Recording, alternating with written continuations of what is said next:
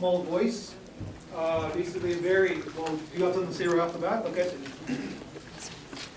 I really enjoyed A Small Voice a lot. I found that between the colors and the imagery, it was a perfect way, I think, of describing what people who suffer from some kind of anxiety might feel, that sense of alienation.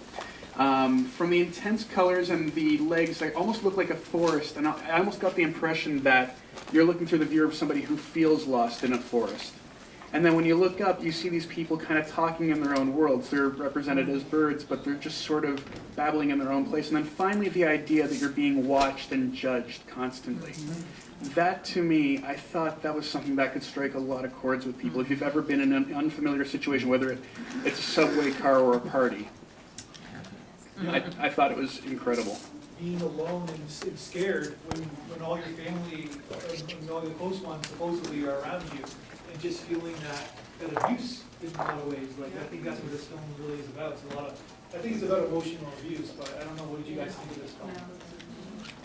I have to agree with the last speaker. I thought it was a really, really good indication of what it's like perhaps to have some sort of generalized anxiety disorder or social anxiety, or even like what the early stages of a panic attack might feel like, because while the piece wasn't inherently panicky, there were panicky elements about it.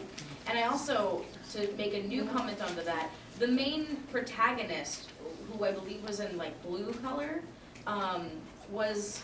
looked very young. And at first I was like, oh, maybe it's a child, and then I thought, oh, they must feel childlike in a world of adults, like they are somehow smaller or more diminutive.